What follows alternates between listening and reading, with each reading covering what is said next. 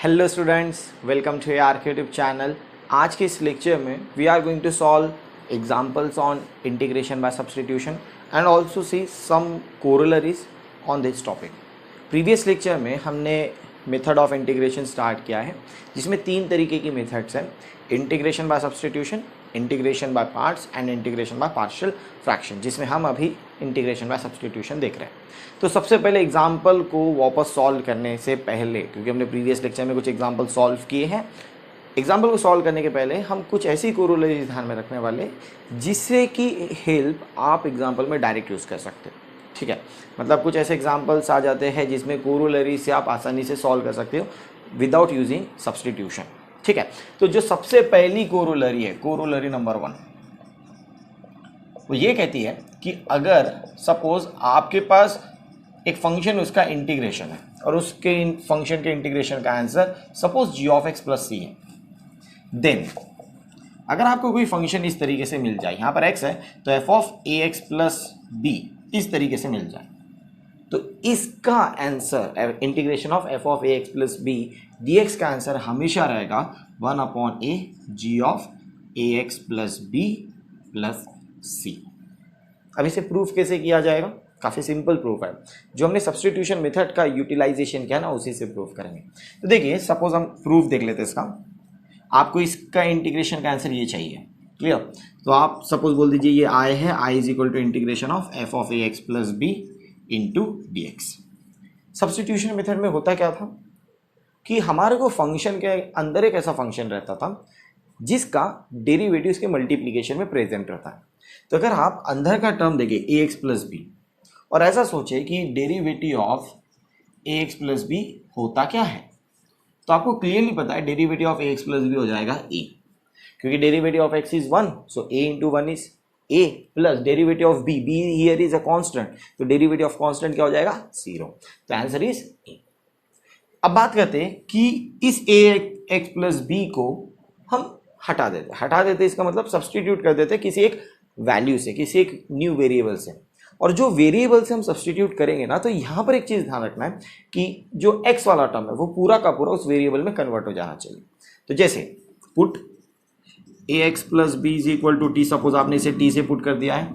अब इस पूरे अंदर के dx को हटाने के लिए, कट इट आउट करने के लिए, हम इस टर्म को क्या करेंगे? डिफरेंशिएट विथ रिस्पेक्ट टू कैसे किया जाता है? वही वेरिएबल से x से। सो हमें इसका डेरिवेटिव क्या मिल जाएगा? a into X plus derivative of B is 0 and derivative of T is D T by D X. और जब आप इसे थोड़ा सॉल्व करें तो ये इस तरीके से मिल जाएगा a d x is equal to d t. But यहाँ पर कहीं भी ए नहीं है, लेकिन डी एक्स तो है, तो हम इस डी एक्स की वैल्यू किस तरीके से लिख सकते हैं? डी टी बाई ए। अब आप इस आई को वापस से लिखिए, ठीक है, सब्सटीट्यूशन के फॉर्म से। तो यहाँ पर क्या मिल जाएगा? F of A x plus b की जगह आ जाएगा टी, और डी एक्स की जगह कितना आ जाएगा? D T by A. Here is 1/a is constant. तो आपको स्टार्टिंग में ही एक नोट लिखा था कि अगर कॉन्स्टेंट इंटीग्रेशन ऑफ के F of x d x इस तरीके से रहता है तो कॉन्स्टेंट जो है वो इंटीग्रेशन के बाहर आप लिख सकते हो। ठीक है, ये वेल नोन था। अब यही चीज हमने किया integration of f of t d t, और बाय यूजिंग दिस कि integration of f of x d x हमें पता है कि that is g of x plus c. So integration of f of t d t is g of t plus c. So 1/a g of t plus c, but the answer is in the form of t, और हमें एक question in the term of x पूछा है, x के form में पूछा है, तो हमें आंसर भी एक्स के फॉर्म में चाहिए। तो जो हमने सब्सटीट्यूट किया था टी के ए एक्स प्लस बी को हमने क्या पुट किया था? टी। तो यहाँ पर जो टी दिया है उसकी जगह वापस से क्या सब्सटीट्यूट कर देंगे? A x plus b. तो देखिए 1/a g of A x plus b plus c, यही कहता है कोरोलरी। तो आज से हमारे को सिर्फ यही ध्यान में रखना है कि अगर आपको कोई फंक्शन मिलता है इस तरीके से, जैसे for example integration of sec square a x plus b d x, तो आपको इतना तो आइडिया है कि integration of sec square x d x कितना होता है? That is tan x plus c. Why we are saying tan x plus c? Because we know that derivative of tan x is sec square x, और उसी का उल्टे को हम कहते हैं इंटीग्रेशन। तो integration of sec square x is tan x plus c. तो यहां पर इतना पता है हमारे को सेक स्क्वायर एक्स का डेरिवेटिव। अंदर जो टर्म दिया है a x plus b in the form of this f of A x plus b function of A x plus b, तो इसे लिखा कैसे जाता था 1/a g of A x plus b. तो सपोज मैं इस ए एक्स की जगह इस तरीके से लिखते 3x प्लस 2, तो आंसर कितना आ जाएगा 1/3 because 1/a and integration of sec square x is tan a x plus b, मतलब यहाँ पर आ जाएगा 3x plus 2 plus c। So this is our answer of this integration. Just हमने कोरोलरी यूज़ किया। अगर हमें कोरोलरी नहीं पता रहती तो हम ये 3x प्लस 2 को t पुट करते हैं एंड फिर उसे डिफ्रेंशिएट करते हैं ताकि वो पूरा जो x वाला टर्म है वो t में कन्वर्ट हो जाए, और फिर उसे रीसब्स्टिट्यूट करते i हम फॉर्मेट करते हैं और इंटीग्रेट करते हैं। इंटीग्रेट करने के बाद फिर वो t की जगह हम वापस से वैल्यू रीसब्स्टिट्यूट करते हैं और ये आंसर उसके बाद आंसर आ जाता है। बट हमारे को जब कोरोलरी दी गई है तो हम ये कोरोलरी को डायरेक्ट अप्लाई करें। इसी तरीके से और 3 कोरोलरी दी गई है। So here is our next corollary, corollary number 2। Corollary number 2 ये कहती है कि अगर आपके पास कोई इंटीग्रेशन है और इसमें f of x to the power n बोला गया एंड साथ ही साथ बोला गया है उसी का f dash of x dx, मतलब आपके पास फंक्शन दिया उसके पावर में n है और इस अंदर वाला जो फंक्शन इस f ऑफ x का यहाँ पर डेरिवेटिव प्रेजेंट है। तो कोरोलरी ये कहती है कि जब भी आपको इस तरीके से कोई फंक्शन मिल जाए तो उसका आंसर डायरेक्टली आ जाएगा f of x to the power n plus 1 divided by n plus 1 plus c। और इसका इस कोरोलरी का प्रूफ सेम है जैसे हमने अभी थोड़ी देर पहले कोरोलरी नंबर 1 को प्रूफ किया था। क्या करेंगे, सिर्फ मैं हिंट दे रहा हूँ, ये आप लोग ट्राई करके देखिएगा। f ऑफ x को, क्योंकि अंदर में इस फंक्शन का डेरिवेटिव प्रेजेंट है, तो सब्स्टिट्यूशन मेथड में क्या होता है कि हम वो फंक्शन को पुट कर देते हैं जिसका डेरिवेटिव वहाँ पर प्रेजेंट है। तो f ऑफ x का डेरिवेटिव हमने बोल दिया f dash of x present है, तो f of x is equal to हम क्या बोल देते हैं t। और जब आप इसे डिफरेंशिएट करोगे तो क्या मिलेगा आपको f dash of x dx is equal to dt। जब इसे थोड़ा सॉल्व करोगे तो इससे ये f dash of x dx ये भी काय में कन्वर्ट हो गया t में, और जो अंदर दिया गया था integration of f of x to the power n, f of x की जगह क्या आ जाएगा t, तो हमारा क्या आ गया i इज इक्वल टू बोल देते हैं हम integration of f of t, f of x की जगह हमने बोल दिया t to the power n, और यहाँ पर f dash of x dx की जगह आ गया dt। जैसे आप इस इंटीग्रेशन को देखें ऑब्जर्व, तो हमारे को तो सीधा क्लियर इंटीग्रेशन का फॉर्मूला मिलता है, और वो क्या होता है integration of x to the power n dx। What is integration of x to the power n dx is x to the power n plus 1 divided by n plus 1 plus c। So इसके हिसाब से answer कितना गया t to the power n plus 1 divided by n plus 1 plus c, और t की जगह वापस से वैल्यू सब्स्टिट्यूट कर दीजिए तो यहाँ पर आ गया f of x to the power n plus 1 divided by n plus 1 plus c। तो इसी तरीके से हमारे को प्रूफ करना है। और आगे की जो कोरोलरी भी मैं बताने वाला हूँ, 2 कोरोलरी काफ़ी इंपॉर्टेंट है, उसके बेस पे आपको काफ़ी सारे क्वेश्चन डायरेक्टली सॉल्व हो जाते हैं। ठीक है, जो कोरोलरी नंबर 3 है, ओके कोरोलरी नंबर 3 नंबर 3, ठीक है। तो पहली चीज़ ये integration of f to the power n f dash of x dx अगर आपको कभी भी मिलता है तो उसका आंसर हमेशा ध्यान रखिएगा f of x to the power n plus 1 divided by n plus 1 plus c, और उसे प्रूव कैसे किया जाएगा बाय यूजिंग सब्स्टिट्यूशन मेथड। तो जब भी आपको इस तरीके से एग्जाम्पल मिलते हैं तो अगर आप सब्स्टिट्यूशन मेथड से करना चाहते हो तो कर सकते हो, अदरवाइज डायरेक्ट आप कोरोलरी भी वहाँ पर यूज़ कर सकते हो ताकि आपका जो भी टाइम स्पेंड हो रहा है उस एग्जाम्पल को सॉल्व करने के लिए वो कम रहे। ठीक है, अब कोरोलरी नंबर 3 क्या कहती है, अगर सपोज आपके पास कोई इंटीग्रेशन इस तरीके से present f dash of x divided by f of x dx।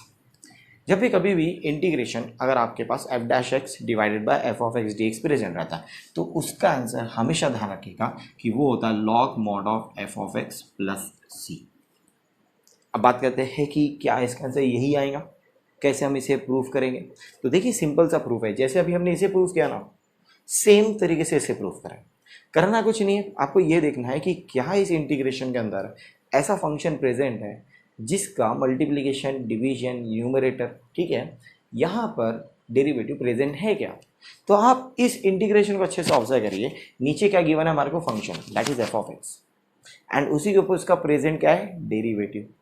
तो आपको सब्स्टिट्यूशन मेथड क्या बताता है कि आपको ये बोलता है कि जो फंक्शन है अगर उसका डेरिवेटिव वहाँ पर प्रेजेंट है और जब आप उस फंक्शन को पुट करोगे तो उससे सारा x उस वेरिएबल में अगर कन्वर्ट हो रहा है तो वो टर्म हमारे को एज अ सब्स्टिट्यूशन लेना है। तो हम क्या करेंगे, put f of x is equal to t बोल देंगे इसे डिफरेंशिएट करेंगे तो डिफरेंशिएट करने के बाद क्या मिल जाएगा हमारा एफ डैश ऑफ एक्स, और टी का डेरिवेटिव होता है d T by D x, तो यहाँ पर आप ला लीजिए d x is equal to d t, differentiate with respect to x किया गया है। ओके, तो आप क्लियरली देख सकते हो जैसे आपने F of x T put किया तो F dash of x d x काय में कन्वर्ट हो गया डी टी में, और जो हमारा इंटीग्रेशन वो काय में कन्वर्ट हो गया F dash of x d x काय में कन्वर्ट हो गया डी टी में, और डिवाइडेड बाई ये क्या रहा टी।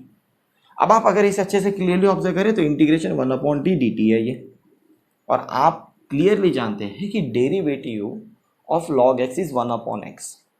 अगर हम उसी का उल्टा ले ले तो इंटीग्रेशन ऑफ 1/x dx क्या होता है log x प्लस सी।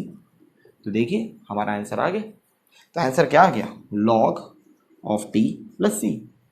ना हमें आंसर t में नहीं चाहिए, ठीक है, हमें आंसर t में नहीं चाहिए, हमें इन द फॉर्म ऑफ x चाहिए, तो t की जगह वापस से क्या रीसब्स्टिट्यूट कर देंगे f of x plus c. तो ये रहा हमारा कोरोलरी नंबर 3। अगर आपको एग्जाम्पल में सपोज ऐसा कोई एग्जाम्पल आपको ऑब्जर्व होता है, ठीक है, जैसे बोला गया integration of cos x divided by sine x d X, और आपको इसका इंटीग्रेशन सॉल्व करना है, ठीक है, आप इसमें सब्स्टिट्यूशन मेथड यूज़ करोगे जो हमने प्रीवियस लेक्चर में देखा। लेकिन अगर आप इसमें अच्छे से ऑब्जर्व करने की कोशिश करें तो यहाँ पर क्लियर दिखता है कि नीचे फंक्शन है और ऊपर वही उसी का क्या है डेरिवेटिव। तो साइन का डेरिवेटिव क्या होता है cos x। तो by using this corollary we can easily see that कि इसका आंसर क्या हो जाएगा log mod of sine x plus c, या फिर आप बोल सकते हो log of sine x plus c. Complete. आपको सब्स्टिट्यूशन मेथड यूज़ करने की जरूरत पड़ी क्या? बिल्कुल नहीं। एक देखिए कितना सिंपल है, अगर आपको कोरोलरी पता है तो आप इजीली सॉल्व कर दोगे ऐसे एग्जांपल। लास्ट कोरोलरी नंबर 4, ये आपको प्रूव करना, कोरोलरी नंबर 4। अब ये क्या कहती है, कोरोलरी नंबर 4 ये कहती है अगर आपके पास integration f dash of x है सेम, बस अपॉन में square root of f of x है डी एक्स, तो ये कोरोलरी का वैल्यू हमेशा ध्यान रखना है कि इसका वैल्यू रहेगा 2 square root of f of x plus c. ठीक है, जैसे एग्जांपल इंटीग्रेशन ऑफ, यही सेम एग्जांपल ले लेते हैं, cos x divided by square root of sine x. तो आप देख लीजिए डिनोमिनेटर में साइन एक्स है और उसी के न्यूमरेटर में इसका फंक्शन, उसी का डेरिवेटिव प्रेजेंट है, तो इसका आंसर क्या आ जाएगा by using this corollary 2 square root of sine x plus c. तो ये 4 कोरोलरी आपको हमेशा ध्यान में रखनी है। ओके, क्लियर किस तरीके से कोरोलरी रहती है। So for today's lecture, thank you very much. In next lecture we will see examples, more examples on substitution, some example by solving these corollaries or some by substitution. So for today's lecture, thank you very much.